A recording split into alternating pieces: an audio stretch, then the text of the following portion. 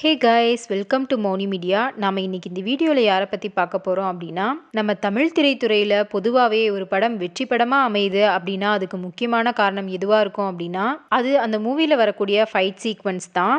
அது மட்டும் இல்லாமல் படத்தில் நடிக்கக்கூடிய நடிகர்கள் குறிப்பிட்ட காலத்திலேயே ஒரு உயரத்தை அடைகிறாங்க அப்படின்னா அவங்க நிறைய ஆக்ஷன் மூவிஸில் நடிச்சிருப்பாங்க. இது மாதிரி தமிழ் திரைத்துறையில் ஒரு முக்கிய பங்கு வகிக்கக்கூடிய திரைப்படங்களோட வெற்றிக்கு முக்கிய காரணமாக இருக்கக்கூடிய ஸ்டண்ட் மாஸ்டரான சூப்பர் சுப்புராயன் அவங்கள பற்றி தான் இந்த வீடியோவில் பார்க்க போகிறோம். இந்த நேமை நீங்கள் எங்கேயோ கேள்விப்பட்ட மாதிரியே இருக்கும், ஆனால் ஆள் யாருன்னு தெரியாது. அதே மாதிரி ஆள் யாருன்னு பார்த்தீங்கன்னா பேர் என்னன்னு தெரியாது. ஸோ இத்தனை வருஷங்கள் இவங்க தமிழ் திரைத்துறையில் பல பேருக்கு தெரியாமல் இருந்தாலுமே தன்னோட கடுமையான உழைப்பை இன்னுமே போட்டுட்டு தான் இருக்காங்க. இவருக்கு சூப்பர் சுப்பராயன் அப்படின்னு எதனால பேர் வருது அப்படின்னு கேட்டிங்கன்னா, இவரோட ஃபைட் சீன்ஸ் எல்லாமே பார்த்தீங்கன்னா அவ்வளோ சூப்பராக இருக்குமா, அதனால தான் இவருக்கு பார்த்தீங்கன்னா சூப்பர் ஃபைட் சுப்பராயன் அப்படின்னு சொல்லிட்டு நேம் வச்சிருக்காங்க. அது மட்டும் இல்லாமல் தமிழ் தென்றல் அப்படின்னு சொல்லிட்டு இவருக்கு ஒரு பட்ட பேரும் இருக்கு. இதை கேட்கும் போதே கண்டிப்பாக உங்களுக்கு ஆச்சரியமா இருக்கும். ஒரு ஸ்டண்ட்மேனுக்கும் ஒரு தமிழ் தென்றல் அப்படிங்கிற பேருக்கும் சம்மந்தமே இல்லையே அப்படிங்கிற மாதிரி இருக்கும். பொதுவாகவே நம்மளுக்கு நம்ம ஸ்கூலில் தமிழ் டீச்சர்ஸை தான் ரொம்ப பிடிச்சிருக்கும். ஏன் அப்படின்னா தமிழ் டீச்சர்ஸ் பொதுவாகவே யாரையும் அடிக்க மாட்டாங்க அண்ட் ரொம்ப சாஃப்ட் கேரக்டராக இருப்பாங்க. ஆனால் இவரோட விஷயத்தில் பார்த்தா அது அப்படியே ஆப்போசிட்டாக இருக்கும். Don't judge a book by its cover அப்படின்னு சொல்லுவாங்க. அது இவருக்கு ரொம்பவே பொருத்தமாக இருக்கும் அப்படின்னு சொல்லலாம். ஏன்னா இவரை பார்க்கறதுக்கும் இவருக்கு தமிழில் இருக்கிற திறமைக்கும் எந்த சம்மந்தமுமே இல்லாத மாதிரி தான் இருப்பார். இவருக்கு இந்த பட்டப்பேர் இருக்க ஒரு முக்கியமான காரணம் இருக்கு. அது என்னன்னு கேட்டிங்கன்னா, இவர் தமிழ் இலக்கியங்களை கரைச்சி குடிச்சிருக்காரு அப்படின்னே சொல்லலாம். அந்த அளவுக்கு பார்த்தீங்கன்னா இவர் இலக்கியத்தில் நிறைய பற்று கொண்டிருக்காரு. அது மட்டும் இல்லாமல் சீமான் அவர்கள் இவரை பற்றி ஒரு விஷயம் ஷேர் பண்ணியிருக்காரு. அது என்ன அப்படின்னா, தமிழ் திரையுலகத்தில் பார்த்தீங்கன்னா பொதுவாகவே நிறைய பேர் படித்தவங்க இருக்க மாட்டாங்க. அவங்களுக்கு தமிழ் இலக்கியத்தை பற்றி பொதுவாகவே நிறைய தெரிஞ்சிருக்காது. ஆனால் சூப்பர் சுப்புராயன் அப்படின்னு சொல்லிட்டு ஒருத்தர் இருக்காரு. அவரை நீங்கள் கேள்விப்பட்டிருப்பீங்க. அவரை ஒரு ஸ்டண்ட் மாஸ்டராக மட்டும்தான் உங்களுக்கு தெரிஞ்சிருக்கும். ஆனால் அவர் ரொம்ப பிரமாதமாக படிப்பார், கவிதை எழுதுவார் அப்படிங்கிறத சொல்லியிருக்காரு. அது மட்டும் இல்லாமல் அவரை பார்க்கும்போது ஆளுக்கும் அவரோட இலக்கிய அறிவுக்கும் எந்த சம்பந்தமுமே இருக்காது அப்படிங்கிறத சொல்லியிருக்காரு. இவரை மட்டும் ஒரு ஆன்மீக சொற்பொழிவு நடத்தி விட்டீங்க அப்படின்னா செத்தீங்க, அந்த அளவுக்கு அருமையாக பேசுவார். இவர் கூட இந்த விஷயத்தில் யாராலுமே போட்டி போட முடியாது அப்படிங்கிறத சொல்லியிருக்காரு. ஒரு டைம் சீமான் அவர்கள் பார்த்தீங்கன்னா இவர்கிட்ட போயிட்டு, மாஸ்டர் எப்படி நீங்கள் இந்த அளவுக்கு இலக்கியத்தில் அறிவை வளர்த்துட்டு இருக்கீங்க அப்படின்னு சொல்லி கேட்டிருக்காரு. அப்போ அவர் பார்த்தீங்கன்னா பகல் டைம் ஃபுல்லாக அடிக்கிறது, நைட் டைம் ஃபுல்லாக படிக்கிறது அப்படின்னு அதை ஃபன்னாக சொல்லியிருக்காரு. ஸோ பகல் டைம் ஃபுல்லாக இவர் தன்னோட வேலையை பார்க்குறாரு அண்ட் நைட் டைம் ஃபுல்லாக இவர் தன்னோட பேஷனை ஃபாலோ பண்ணுறாரு. இவர் பார்த்தீங்கன்னா தமிழ், கன்னடா, தெலுங்கு, மலையாளம் இப்படின்னு 4 லாங்குவேஜ்லையுமே பார்த்தீங்கன்னா ஆக்ட் பண்ணியிருக்காரு அண்ட் ஸ்டண்ட்டும் பண்ணியிருக்காரு. முக்கியமாக இவர் தமிழில் தான் நிறைய படங்களில் நடிச்சிட்டு இருக்காரு. அது மட்டும் இல்லாமல் ஸ்டண்ட் மாஸ்டராகவும் இருக்காரு. இவர் 1980 தான் தன்னோட தமிழ் திரைப்பயணத்தை தொடங்குறாரு.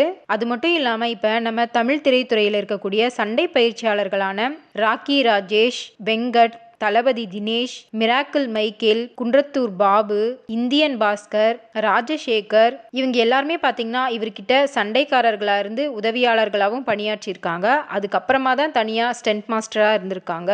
அது மட்டும் இல்லாமல் இவருக்கு 2 மகன்கள் இருக்காங்க. அவங்க யாருன்னு பார்த்தீங்கன்னா திலீப் சுப்பராயன் அண்ட் தினேஷ் சுப்பராயன். இவங்க 2 பேருமே பார்த்தீங்கன்னா நம்ம தமிழ் திரையுலகத்தில் ஒரு முக்கியமான சண்டை பயிற்சியாளர்களாக இருக்காங்க. இவர் முதலாக 1980 வெளியான காளி அப்படிங்கிற மூவில தான் ஃபைட்டர்ஸ் குரூப்பில் ஒருத்தராக அறிமுகமாகியிருக்காரு.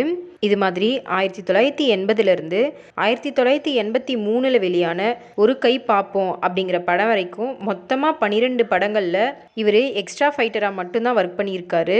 இவர் 1983 வெளியான மனைவி சொல்லே மந்திரம் அப்படிங்கிற படத்தில் தான் ஃபஸ்ட் டைமாக ஒரு ஸ்டண்ட் மேனாக அறிமுகமாகிறாரு. குவா குவா வாத்துக்கள், 100வது நாள், ஓசை, நிரபராதி, மக்கள் என் பக்கம், செயின் ஜெயபால், காக்கி சட்டை, ரசிகன் ஒரு ரசிகை, வேலைக்காரன், நாயகன், நீதிக்கு தண்டனை, இன்னிசை மழை, அதுக்கப்புறம் கடைசியாக பார்த்தீங்கன்னா 2025 பல வருஷம் கழிச்சு விஷால் அண்ட் சந்தானம் அவர்களோட காம்பினேஷனில் வெளியாகி வேற லெவலில் ஹிட் கொடுத்த மூவியான மதகஜராஜா மூவியோட ஸ்டண்ட் கோரியோகிராஃபர் யாருன்னு பார்த்தீங்கன்னா நம்ம சூப்பர் சுப்பராயன் அவர்கள் தான். இது மாதிரி 325க்கும் அதிகமான படங்களில் இவர் சண்டை பயிற்சியாளராக பணிபுரிஞ்சிருக்காரு.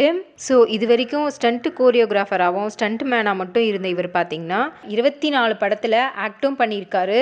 அது என்னென்ன படங்கள் அப்படின்னு சொல்லிட்டு முக்கியமானதை மட்டும் சொல்கிறேன்.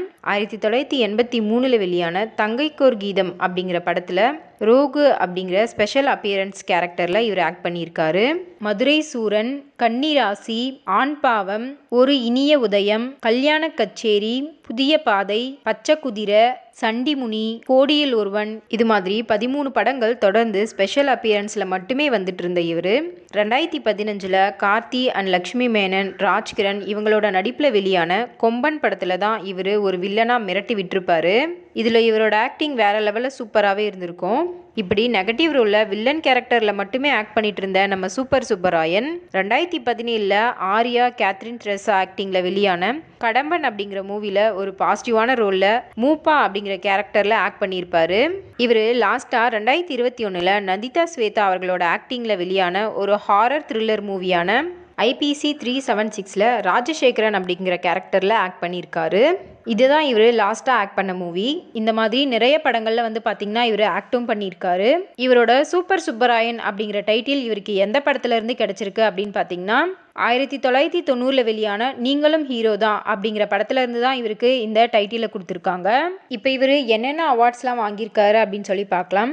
1997 வெளியான அருணாச்சலம் படத்தில் சிறந்த சண்டை காட்சி அமைப்பாளருக்கான தமிழ்நாடு அரசு விருதை வாங்கியிருக்காரு. அதே போல் 2001 தவசி மற்றும் மிட்டா மிராசு இந்த படங்களுக்கும் சிறந்த சண்டை காட்சி அமைப்பாளருக்கான தமிழ்நாடு அரசு விருதை வாங்கியிருக்காரு. அதுக்கப்புறம் 2006 வெயில் மூவிக்கு சிறந்த சண்டை காட்சி அமைப்பாளருக்கான தமிழ்நாடு அரசு விருதை வாங்கியிருக்காரு.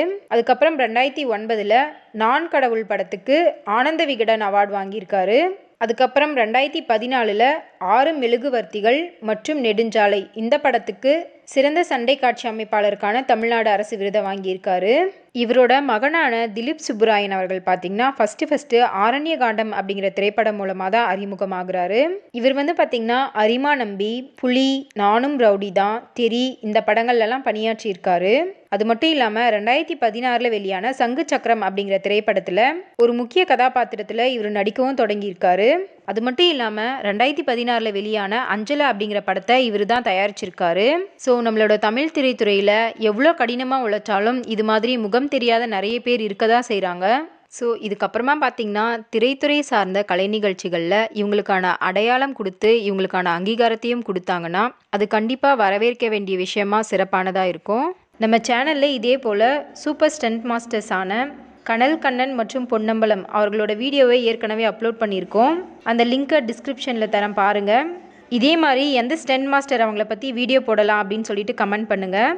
நம்ம தமிழ் திரைத்துறையில் பொதுவாகவே ஒரு படம் வெற்றி படமாக அமையுது அப்படின்னா அதுக்கு முக்கியமான காரணம் எதுவாக இருக்கும் அப்படின்னா அது அந்த மூவியில் வரக்கூடிய ஃபைட் சீக்வன்ஸ் தான். ஸோ நம்ம சூப்பர் சுப்பராயன் அவர்கள் நடித்த எந்த படம் உங்களுக்கு பிடிக்கும் அப்படின்னு சொல்லிட்டு கண்டிப்பாக கமெண்ட் பண்ணுங்கள். அவ்வளோதாங்க. இந்த வீடியோ பிடிச்சிருந்தா லைக் பண்ணுங்கள். இதே மாதிரி தகவல்களை தெரிஞ்சுக்க எங்கள் மௌனி மீடியாவை ஃபாலோ பண்ணுங்கள். தேங்க்யூ.